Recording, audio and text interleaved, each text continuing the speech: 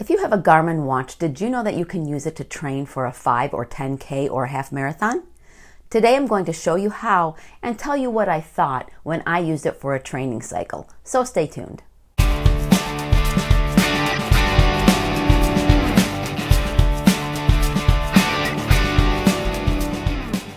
Hey there, Wrinkled Runner here. I've been using the Garmin Forerunner 245 Music for over a year now, and since training for a race was kind of off the table last year, I decided at the start of 2021 that I would train for a personal half marathon. So looking into the Garmin Coach for a half made sense. To set it up, you need to have the Garmin Connect app on your phone. From the home screen on the Garmin Connect app, you'll see choices of where to go on the bottom. Obviously, if we're going to set up the coaching feature, we will choose Garmin Coach. You can choose to train for a 5K, which is 3.1 miles, a 10K, 6.2 miles, or a half marathon, 13.1 miles. And we're going to choose a 10K. Now, when you select that, there's an overview of the plan. You will set up the plan after agreeing you're not going to sue if anything goes wrong. The app will then ask you a few questions about your particular running, like how many miles per week you run, what your average pace is, and then asks if you want to run with a goal time or just complete the race. The app will then ask you what you want your goal time to be if you choose that. When you choose completion, you're going to go straight to the coach choices. So I chose Greg McMillan for this video and for my second half marathon training. You can watch the videos from all three coaches to help you decide which plan would be best for you. You will then pick how many days you want to work out. And in this example, the choice is 4 or 5. So I'll choose 4. I usually run 5 days a week, so one of the days is just a normal run that isn't part of the plan for me. You then choose which days you're available to run. Now you obviously have to have at least the number of days checked that you said you could run for the plan. Next, pick the long run day. Default is Saturday, but I prefer my long runs on Sundays or Thursdays.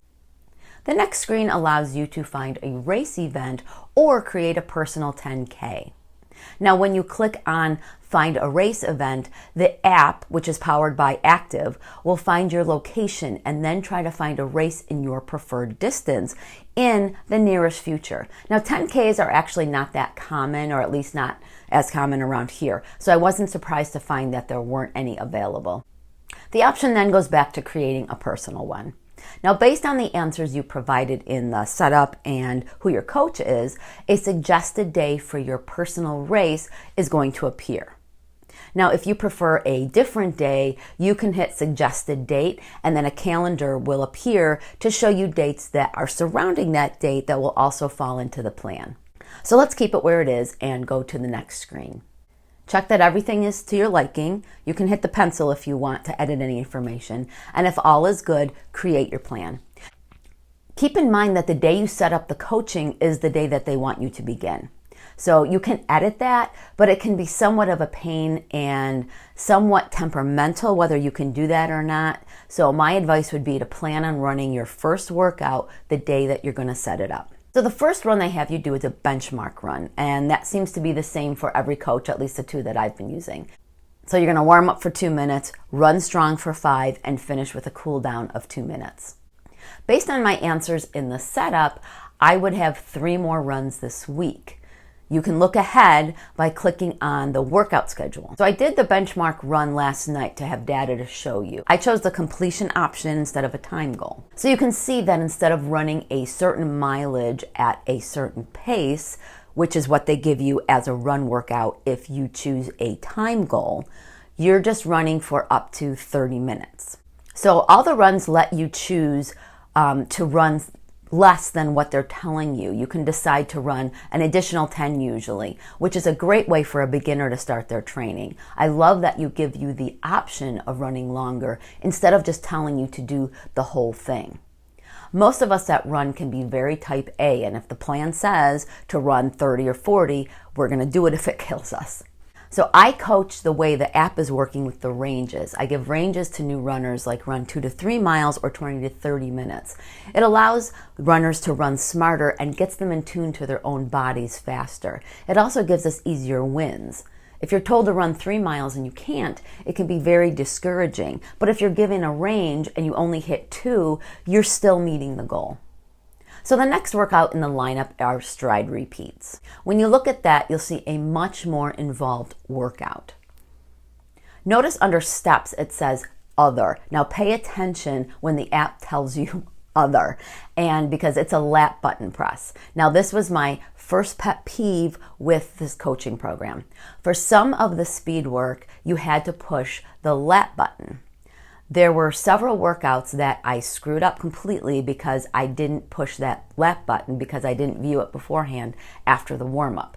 There was one that I had to run a mile as hard as I could, and I was over halfway through when I realized I was supposed to push the lat button and I didn't. There's no way to recover what you did. So to the program, I was running like a maniac during the warm-up. So I had to stop, walk to recover, and then press the lat button to get it to shift to the actual run. And I was really, really mad.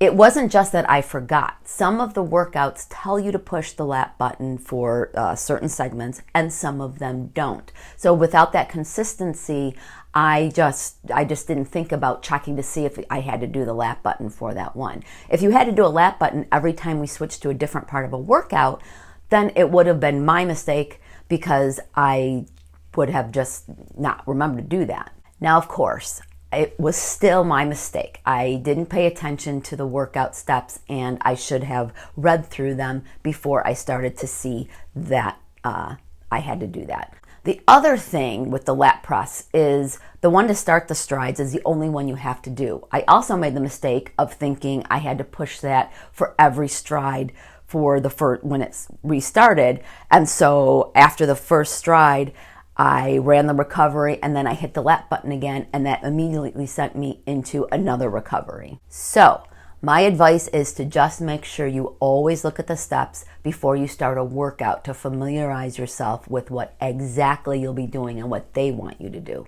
Believe me, you do not want to get halfway through speed work to find out that nothing is being recorded and there's no way to manually upload that. Most of your runs will not have a lat button push. So the easy runs you just have to follow from the warm up to the run to the cool down, and there isn't anything that you have to do. It just flows. So just keep all that in mind. Now that I've showed you all the stuff on the phone, that's not going to do you any good. You need to use it on your watch. Okay, I'm going to try and show you how to do this on here. I'm on my own, so it's really awkward. But so to start a run on your watch that is in the coaching program, you're going to hit the button and you'll see run. And if you hit the button again, it's going to start the run. So you need to do it, wait a few seconds, and you can see now pops up do workout. So you're going to hit that, and this is for the benchmark run. And this shows you to start the timer to begin the workout, and you start the timer and you begin the workout. Okay, and then you're going to see that it's counting down the warm-up right now, and then it'll show you your pace and things like that. So I'm going to end it because I also want to show you how to view the workout. Okay, so we're going to start this again, and it's going to pop up and ask you if you want to do the workout. Okay, so now if you go down one, and I'm not sure, I have the Forerunner 245 music, and I'm not sure if different watches have different buttons that you push. This one, the light is up here, and then you can do things like skip, view, or do the benchmark run. I'm assuming the bevels are the same for each thing, but you can see I chose view, and then this is like the start button. And so then you can view the workout. So you see it's a warm up for 2 minutes, and then it shows you the next step, which is to walk or jog lightly, and then you can go back, and then it'll show you the run, and you're going to run for 5 minutes. And then if you want to see what that's about, then you'll see it's run strong, walk if you need to. You're going to hit the back button to go back to that, and then you're going to hit the down button if you want to see the next part, which is the cool down.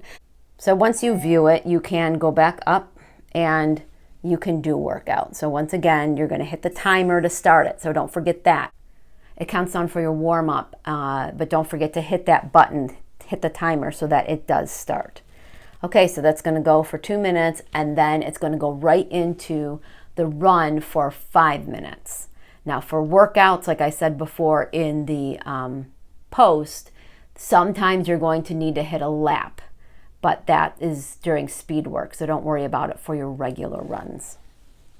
If you decide you want to run with a time goal, your workouts will be set up by mileage and pace. These are, I think, or theoretically, based on how you do on the first benchmark run and what your goal race pace is. There'll also be an extra ring on your coaching homepage in the app that says confidence. After your workouts, the indicator on the ring will either move to the right or to the left, depending on how confident your coach or algorithm is that you will be able to reach your goal. The first half marathon I did with Amy Parkerson Mitchell, I used her for a coach for the half marathon. She had the mileage above the 13.1 for some of the long runs. Now, different coaches have different philosophies on that. So I don't know if using the other coaches, if they do that, if they go over the mileage. I'm in the middle of the half by Greg McMillan, but it's by completion, not a time goal. So no mileage is involved. I'm just running by time. Because I have run halves before, I don't mind going over mileage. So if this is your first race and you want your race to be the first time you run, for example, when I ran my first marathon, I kind of wanted that race to be the first time that I ran that distance. So I didn't train over 23 miles. If you want to do the same, I would suggest, especially if it's your first time with longer distances, just choose completion, or just stopping at 11 or 12 miles on the days you should be running more and stopping the workout there. Now you can skip or reschedule workouts and move them to a day into the future. Once I saw rain in the forecast, and so I tried moving one a day back, but I wasn't able to do that. So to skip or reschedule, go to the screen that shows your next workout and hit the 3 dots in the upper right-hand corner. You will have the option of rescheduling or removing the workout. If you reschedule, a calendar will pop up with a colored line that represents your workout, and you can tap on whatever day that you want to move that workout to. You can also remove it altogether if you just can't run that day. Now, I was able to juggle some of the workouts by editing the days I was able to run. I have a pretty set running schedule, so I chose only those days for my setup.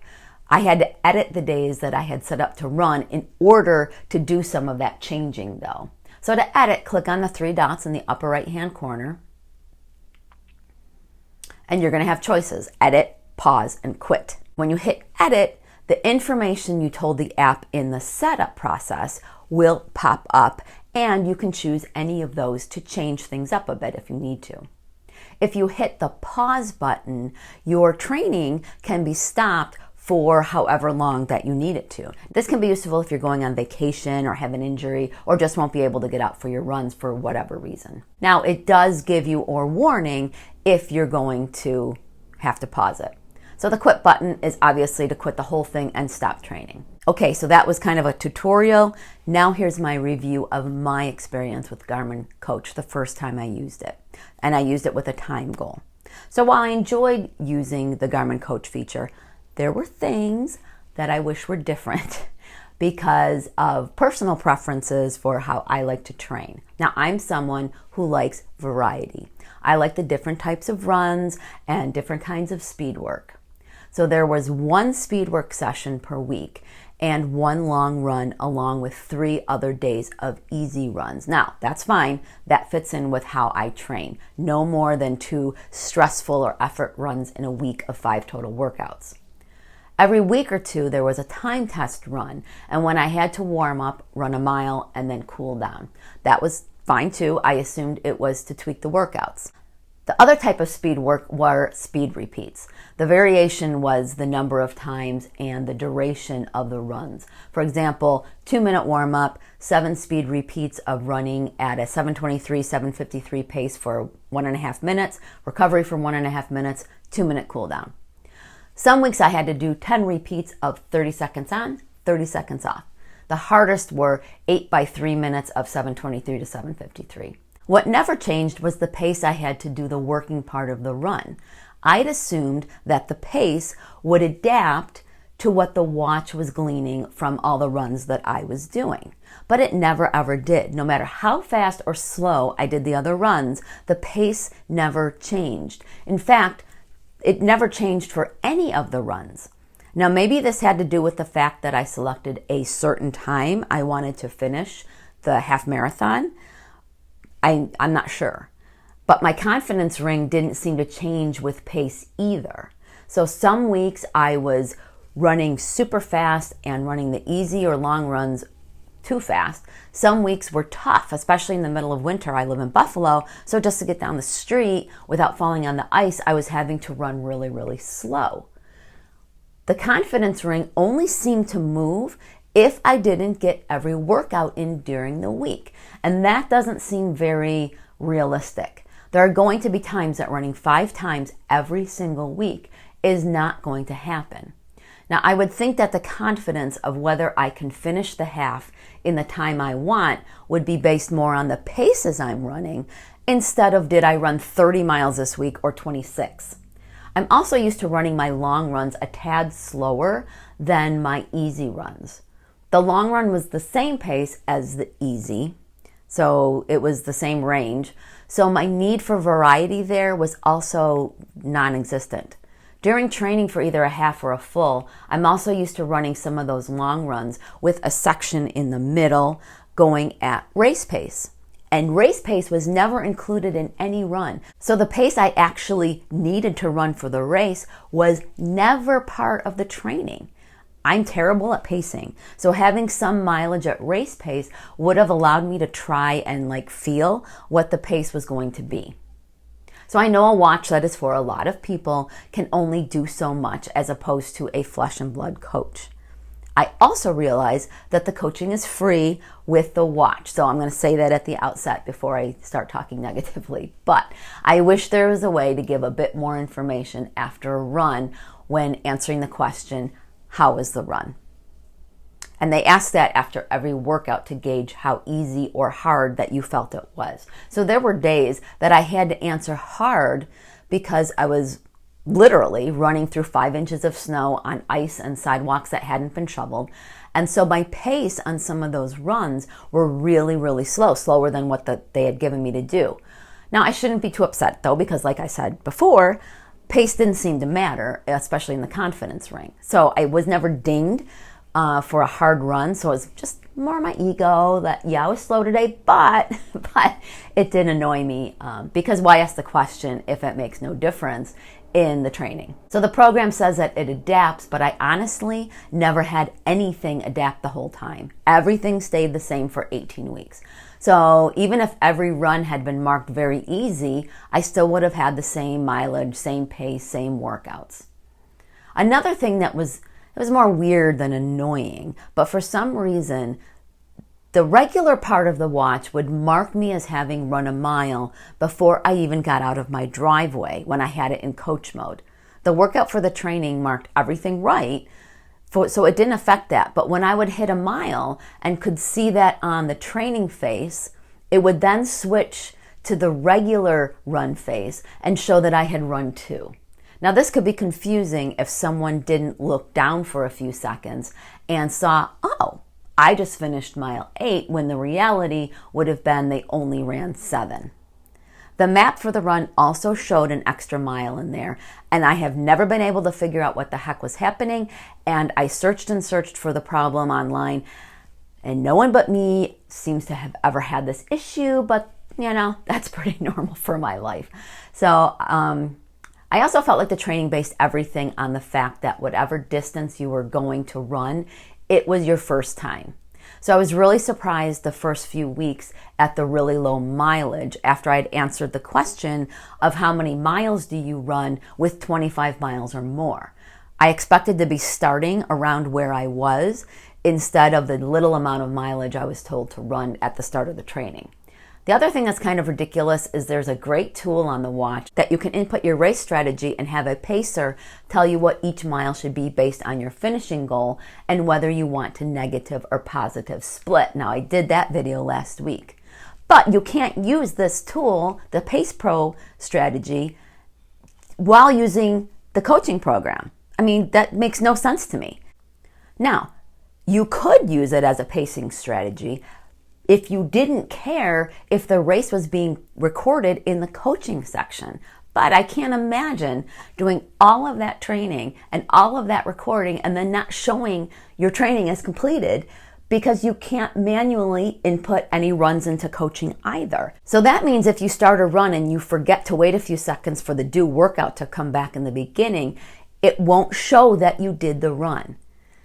I mean, why have training plans for racings and a pacing strategy feature if they don't go hand in hand? Now for my biggest disappointment. When I started training, we were still under COVID restrictions and races were starting but not guaranteeing they were going to be in person. And I never got into the virtual racing thing. It just didn't, fit in with my personality or something. So without a real race to participate in, I chose to do a personal half marathon race and chose an arbitrary day in May. Now, as I was approaching that day, I had to be out of town and try to change my race day, and it looked like it worked. I had scheduled it for 2 days later, knowing that scheduling it before the original day probably wouldn't work based on trying to do that with the regular training runs, and it might screw stuff up. Well, it was on the schedule, and then suddenly it was just gone. Nowhere on the schedule. I went to the Garmin Connect website on my computer and my account, and I looked for it, and it was there. It had been rescheduled to the day that I wanted, but it was nowhere on my phone, and no matter how many times I tried to sync or refresh, it was just gone, and therefore it wasn't on my watch. Now, I was hoping the day would come and I would see it come up on my watch when I went to run, but it was just poof, disappeared. So disappointing. Now, if it wasn't showing up on the website, I would have thought I accidentally deleted it, my fault. Still would have been annoyed that I couldn't seem to have gotten it back, but I would have chalked it up to user error. It was just totally demoralizing to have that happen after 18 weeks of training. So I was so mad that I didn't run it. Now, it wasn't a real one, so I didn't just not show up for an actual race. And I know I could have sucked it up and I could have run the 13.1 on my own and I would have been free to use the Pace Pro. But I was just so mad at this that I couldn't do it. And that's on me. I'm 54 and I did not have to act like an 8-year-old. I know that's on me. But it was still very annoying. And hopefully that little glitch doesn't happen too often to too many people. I get that most races have a specific date, so a lot of runners aren't going to want to change the actual date of the race. But if rescheduling it is such a problem, don't give us the option of doing a personal one when it's 3 or 4 months in the future, and so we may need to change it. Okay, so what did I like? Now, I did like the fact that I can go out the door and have a plan. It's integrated in something that I already use on every run, and so that is definitely a plus. Despite the fact that I wish the pacing would change based on what my running fitness is from week to week, I do enjoy having the notifications that I was running too fast or too slow based on the range they were giving me. As I've said before, I honestly do suck at pacing, so having my watch nudge me was great. Having a plan is something that I need. I find it hard to just get up in the morning and head out the door if I don't have something to check off when I'm done. The fact that my watch and phone are telling me what to do and when feeds that need that I have. I think for a new runner, starting with Jeff Galloway's run, walk, run approach and going for a 5K would be really cool. The downside of that, though, is I don't know how many brand new runners are going to go out and buy a running watch for a couple of $100s to learn to run. I'm sure there are those who do, but I don't see that as something that a large percentage would be on board with doing. I absolutely love the speed drill of 10 by 30 seconds, run 30 seconds recovery. It was a lot of fun, and that workout had me really stretching of my idea of what I could do because the intervals were so short. I will definitely incorporate that into whatever training that I do in the future. Now, despite the annoying aspects of the plan, bottom line is I think it could really help runners reach their goals. There are videos from the coaches sprinkled in the training that are quick, but they're educational. My goal as a runner is to always have enough running fitness in me and mileage that I could sign up for a half marathon next week and be able to run it. I might not PR, but be able to run it. Now, in order to do that, I have to keep up with putting in the miles and adding in the speed work. Using something like this would help me to do that if I kept training for half marathons. If you've used this feature in Garmin Coach, let me know in the comments and tell me how you liked it. Next week, I'll be sharing with you a program that you can do all on your own over whatever time frame you want, and you're going to earn a medal. Subscribe now so you don't miss this really fun way to be rewarded for your miles without doing a race or even a virtual one. Click the link in the description to sign up for the monthly rundown from the Wrinkled Runner. I share all of my content from the previous month and any running resources that I've come across. This newsletter comes out the first Saturday of every month. As a running coach, I love to help runners out with their questions. It helps me develop content for my blog, podcast, and this YouTube channel, as well as helps me discover ways that I can help my clients in case they have the same issues. So please send your questions to Sherry@wrinkledrunner.com. Thanks for watching, and I'll see you on the run.